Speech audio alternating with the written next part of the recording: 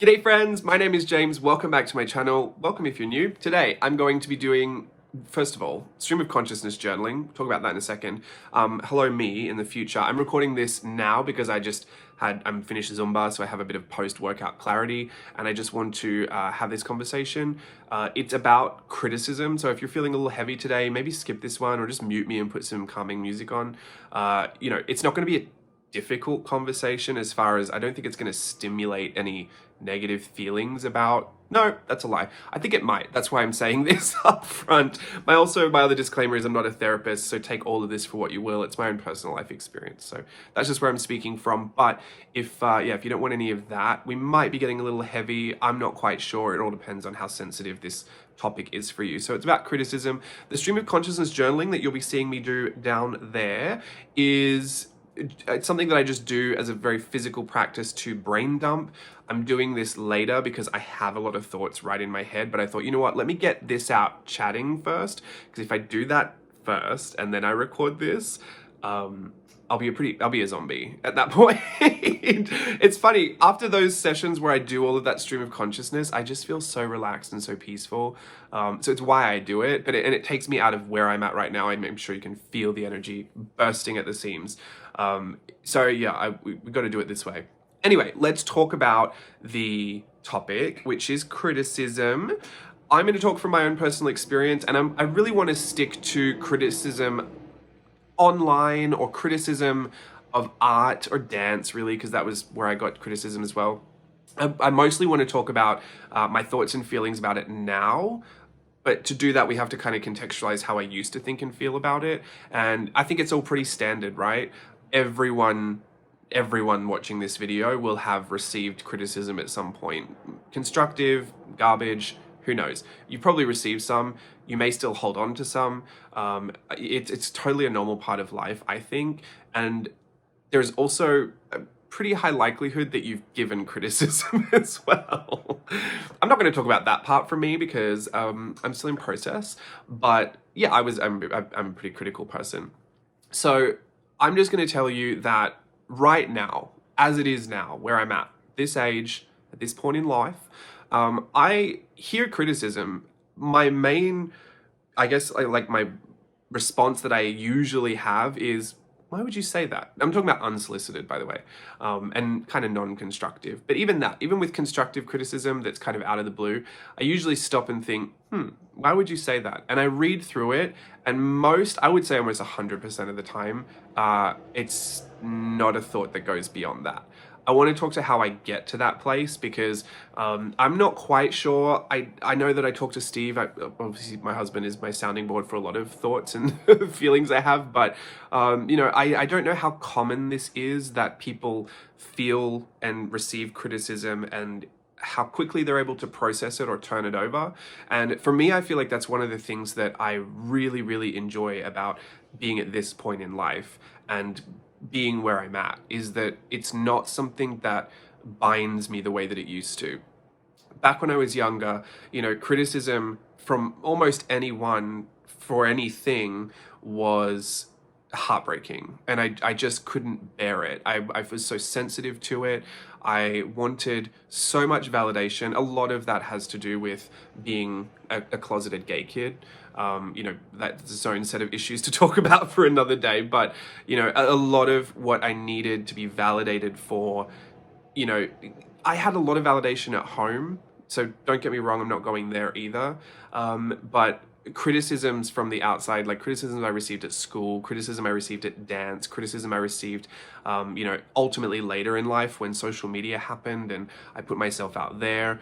There's just been a lot, and I think it was always really, really important for me to hear everything that everyone was saying and to try and appease whatever it was they were critiquing. It would be heartbreaking, and I would immediately set off on this journey to try and fix it and to make sure that they knew that I had fixed whatever they were critiquing. They were critiquing. So if someone just said something about my art, your drawings are just all wonky, it would plague me. It would be I could think of nothing else. The next time I sit down to draw, it has to be not wonky or else. It was this thing that I just felt bound to. And I never even cared to know why. I never cared to know if it was even a benefit to me to actually hold on to it. It just felt like a pretty natural thing. If criticism were like little balls that like float around in the air, when one got to me, it stuck. And I could not remove it until I had fixed whatever it was from whomever about whatever. And you know, what's really interesting is as a child, I was very confident. Like wouldn't say I had an obscene amount of confidence. That came later in life, like a problematic amount of confidence, also known as arrogance. When I was younger, I felt like my family really did validate me for the things that I liked, like liking The Wizard of Oz and, you know, being a dancer and doing gymnastics and singing Xanadu in my gold skates on the road. Like all of those things were very validated in me. And I do believe a part of me, because I was hiding such a big secret about who I was for so long, I think a part of me just thought that criticism would blow my cover. That if people were criticizing me, it's because they'd noticed like a flaw. And when you're closeted as a kid, you're usually trying to control every single aspect of what people are perceiving about you. So criticism was like this immediate red light that, oh, there's a little weakness in my armor there. I have to go and fix that so that, you know, no one's going to have any reason or case for concern. No one's going to have any cause to look for me and to look that deeply again. So I didn't even know this was going to go in this direction. I didn't prepare anything. I was like, I'm just going to talk. But it is interesting to me because I think, you know, that's my context. I don't know what other people's context is because I haven't lived any other life. But for the most part, I feel like, you know, we're just susceptible to all kinds of criticism. I'm not really ever really talking about constructive criticism in this conversation. I'm also not really talking about, you know, solicited criticisms like advice that you might be asking, you know, for your business or whatever, because I believe there is a whole lot of health surrounding constructive criticism. I think that's a valuable part of every process where it's warranted. I don't, you know, obviously intention matters. If someone's saying it's constructive, but underneath they just want to cut you down, that's not great. But that's a given, so we don't need to talk about that. I think when I grew older, the way that I would receive it was almost, it was just shameful. I wanted all of these things fixed. It just seemed like there was an endless amount of things that I could be doing wrong, or that could be wrong about me, or the way that I did something. Now, focusing on art in particular, it just happens that when you're young and a kid or a toddler, you do it, and no matter what someone would say about it, you don't really care. Like, it doesn't serve any purpose that someone's going to critique a 3-year-old's art. They just do it because they do it and they enjoy it. When you get older, you kind of do it and then you're learning skills. And you might not be great at the skill at the beginning. Heaven knows I certainly am not. many things. But I persevere, I really try, and then I want validation for that skill, because that's also a good human feeling that I enjoy, right? I want validation. I want external validation. For me, I think I tend to rely on others. This is when I was younger. I used to rely on a lot of others to validate me because I feel like, again, linked to hiding so much about, you know, who I was and being gay, I needed to know that everyone was thinking that I was doing well. So I had to keep engaging people's validation to really keep myself safe and to know that I was managing it all really well. This is tragic stuff for like a 12-year-old to have to think about, but those were the times and I'm here now, so it's all good. And you know, what's it all worth if I can't speak on it, right? So when I got older, I think as a teen, I developed like a bit of a confidence. Maybe it was a bit of a fake confidence a lot of the time, but in any case, I acted like I had all the confidence in the world. And I feel like I pretty much accepted the criticisms the same way. They didn't have this, you know, overly emotional response that I had before. I felt like I was a little bit better than a lot of the criticisms, so let's just call that arrogance, to call it something.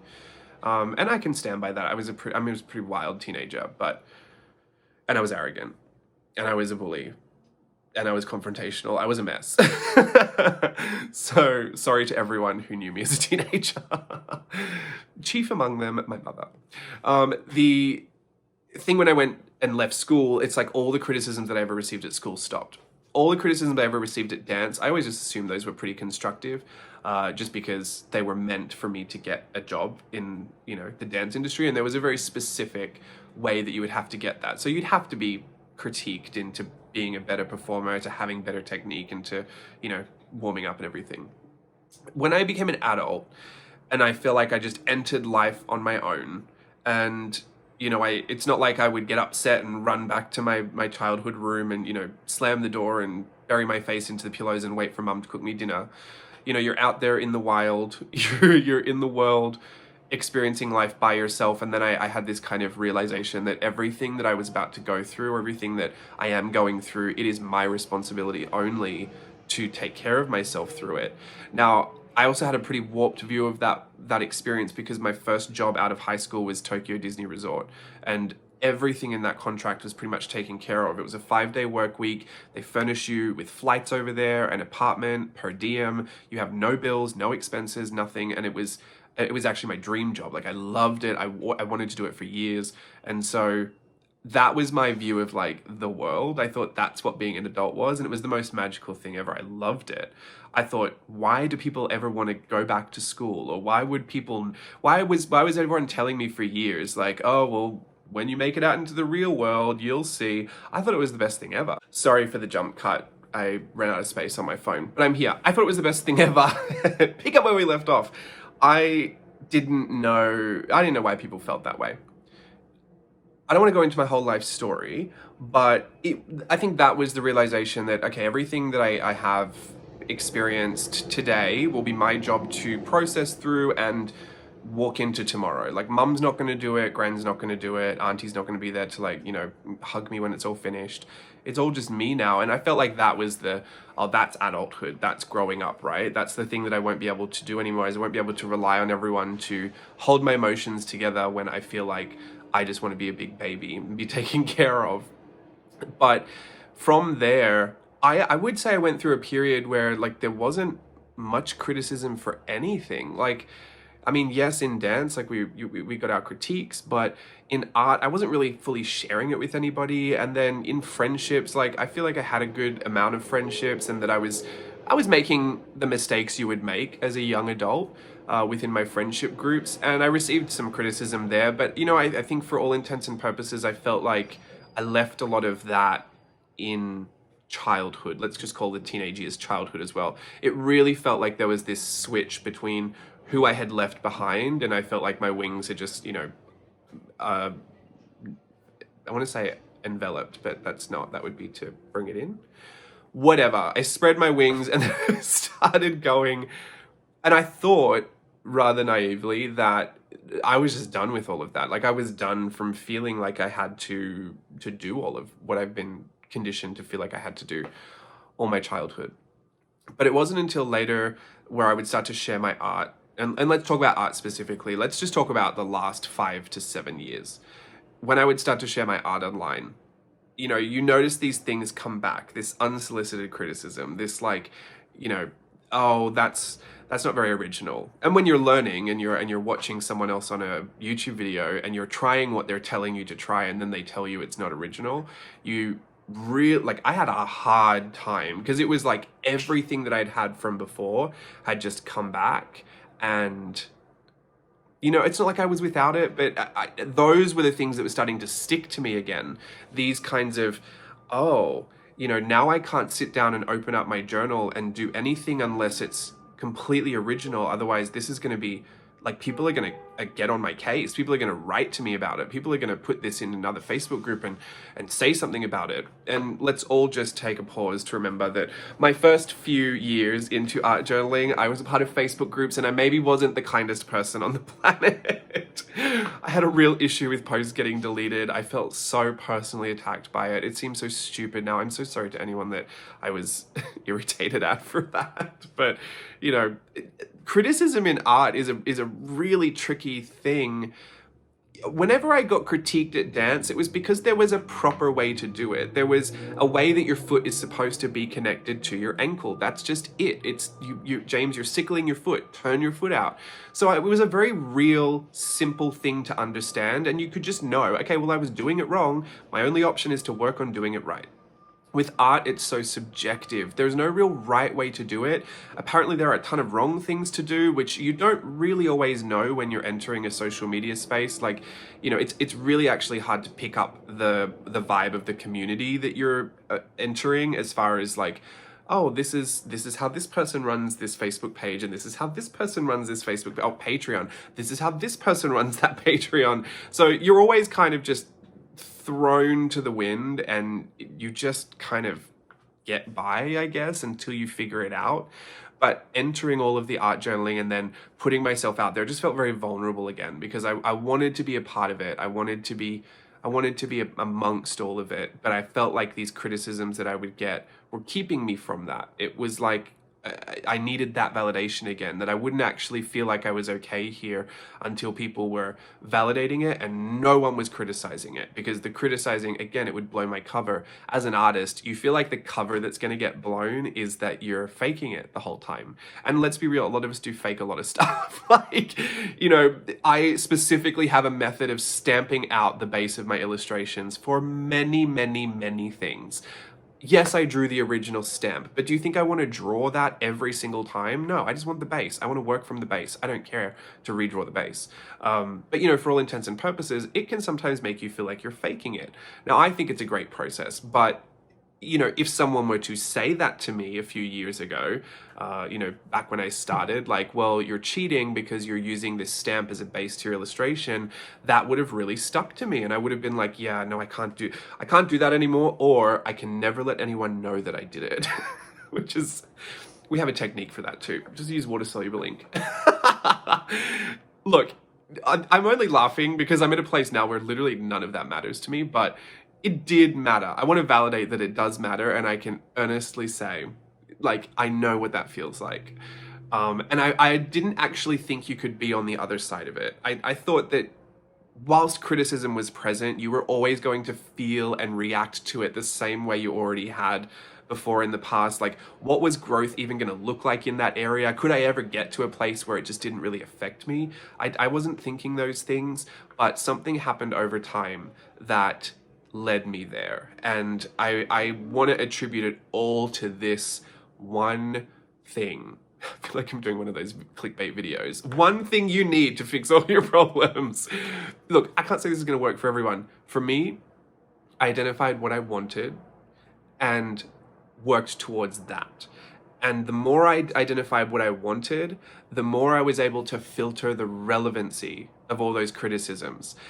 I also worked on my skill because I knew what I wanted. There was a direction for me to go. I want to get better at drawing hands. We know that never happened. I didn't want to do that. Deep down, I never wanted to do that. Well, I want to get better at, you know, creating visually interesting drawings. That's something I wanted to do. So I would move towards that. So if someone's criticism was, oh, you're using a stamp to do the base, I would think, and all of a sudden it was like, well, that is irrelevant to me. I'm working towards more interesting drawings. So this concept stamp set that I came up with is all about stamping out this interesting drawing, because I work differently in that abstract space than I do with the drawing from my visual recall. So this was actually a practice that was going to help me get to what I wanted. Your comment, your criticism is irrelevant to what I want out of this. And what I need from this process. So it was then that I really started to see that, oh, you know, this little ball of criticism in the air wasn't even sticking to me now. It just floated right past. It wasn't even for me. I think it was for the person that said it, because maybe they had an issue with it, but it wasn't my issue. It's not my hot potato. I'm not going to grab it. So that was one of the really key, I think, moments that shifted ultimately how I received criticism, you know, especially unsolicited and very negatively charged criticisms. Don't get me wrong, there's always a part of me that, like, you know, furrows my brow when I look at it first and think, who are you, what are you saying? Like, I was very defensive at the beginning. But, you know, I know that beyond that, it's either for me or it's not for me. You know, the shoe fits and you wear it or you don't. So that was one. I can also say I didn't actively seek that out. I didn't read this from a blog who was like, oh, if you just identify what you want, it'll all come together. I think I've heard versions of this a million different ways, but, you know, nothing's relevant until it is relevant, right? So I hadn't really understood what that meant. The only reason I was identifying what I wanted from the process is because I started making YouTube videos and I was working towards a business, and the part of my business needed me to know what I wanted from it. So that's why I started identifying all of that. So really, it was just kind of a mistake that all of that, that there was this secondary purpose to figuring out what I wanted and why I wanted that. The other thing is, if you do figure out why you want certain things, if it ever relates to things like ego or clout and stuff like that, money to a lesser degree, but if it's ego or clout, Steve's texting me, you should let that go. That's always shallow, that's always hollow, that's always empty. It's an insatiable beast. You will never be able to actually satiate that desire to bolster your ego and all of that. So I would just make that caveat.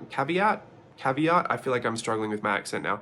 I'd make that kind of a part of my process as well. Like, always check in. Like, is this just for something? Money, I say to a lesser degree, because my own personal issue is financial security. So I know a lot of the time I'm willing to like bend the rules if it means that it's for money. That's something that I keep personally accountable for. So disregard all of this if it doesn't mean anything to you, but especially that one. The other thing that I think helped, beyond identifying what I wanted, definitely helped me filter out the relevancy of those comments. But the other thing that I think helped was confidence. And again, another byproduct of something that I was already doing. I had to be confident because I was a business owner, and all the decisions I made, I had to wear. My name is my business, so it can't be detached from me. If I make that decision and it's not a decision I want to stand by publicly, I shouldn't be doing that. Have I done that before? Absolutely. Was I always ready to face the music? Absolutely. I think maybe it's an Australian thing. We don't tend to try to get away with too much. It's pretty clear, it's pretty transparent. It is what it is, Santa. But confidence, I needed that for my business. I needed that also because there was no point me going forward with all of this if I felt like it was just going to throw me into a spiral of doubt every time I would sit down to draw. Like, I don't want to sit at my desk, just on a personal note, I don't ever want to sit at my desk, open a journal and feel fear. I don't ever want to sit there and feel like, I wish I could do this, but I can't. I don't want to feel that. I know, I'm not saying it's wrong to feel that. I just don't want that. And the only way around it for me was to get whatever skills I needed to be able to do the things I wanted to do when I sat at the desk. So if I really needed to know how to draw a profile, I had to go and learn that. Maybe it's boring to go and learn it. There are fun ways to learn things. That's what I like to do with my workshops. But Art Journaling the Magic makes it really fun to learn things as well. I like to learn by doing. I don't like rote learning or like this repetition of like one brushstroke. I think it's kind of annoying. That's my own personal style of learning. But I would go and learn it. That was, I want to sit down and enjoy. Ultimately, I want to sit down and enjoy my journaling. There are some things in the way. I want to do things that I don't have the skills to do. So I'm going to have to go collect those skills. I'm battling people's, perception of what I'm doing. I battle that people are criticizing it and they're commenting on it negatively. There are a few ways to fix that. Actually just don't share it. I wouldn't suggest that because I think there's beauty in everyone's creativity, all skill levels.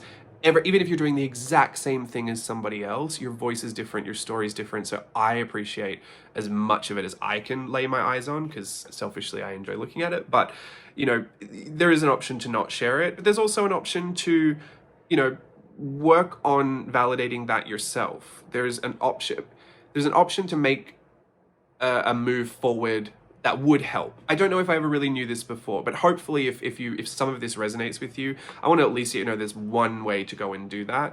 And that is just to really be clear about what you want, sometimes even why you want to do it, because if it's ego, remember to get rid of that one.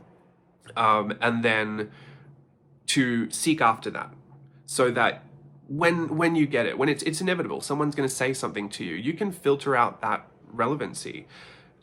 I came by a quote a long time ago. I don't know who said it, but someone said bit dogs bark the loudest, and it has always stuck with me.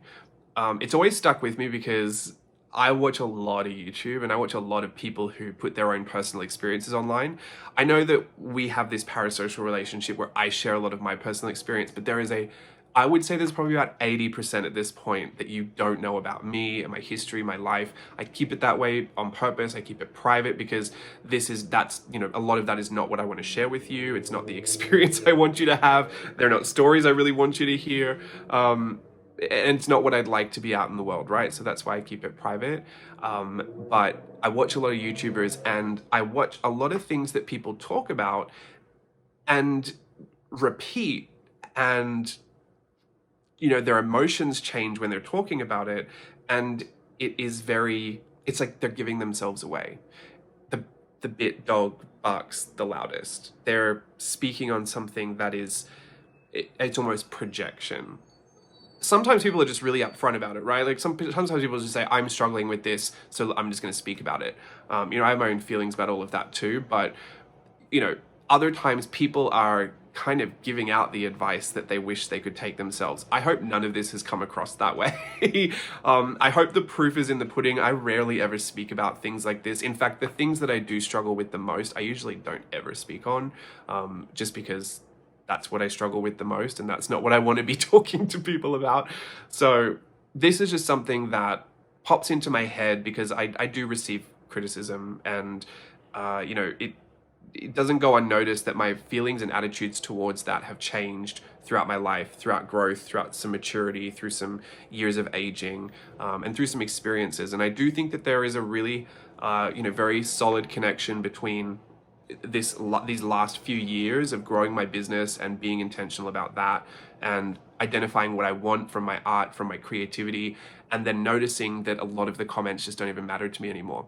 I think the thing that kind of really sold it to me the other day was Steve posted some photos. My husband is a photographer, amazing photographer. He's just getting better and better every day. I really love it. But he posted a photo the other day that I had said, and here's the thing, like Steve and I do this criticism all the time. I'm always critiquing his photos because he is in that space where he wants to be validated for a certain type of photography that I've spent my whole life looking at fashion magazines and loving that. So he's asking for my advice, right? So it's all constructive criticism, and it's all solicited. Well, a couple of times it's not solicited, and I apologize for that. Steve lets me know when he didn't ask. But yeah, he's doing this, and it really sparked the other day that it was such a good thing. It was funny to be in this position because I don't rarely ever find myself here. But I had given him advice on a set of photos that he was going to post. And I said, these ones are your best. These ones are the best. For what you're telling me, and this is my opinion, these are it. When he went to post them, he posted some completely different. And I was a little confused because it's not often that he would do that. I think once or twice he's just, not consulted me for something, which is fine. I don't have to be consulted. It's just normal that he does that.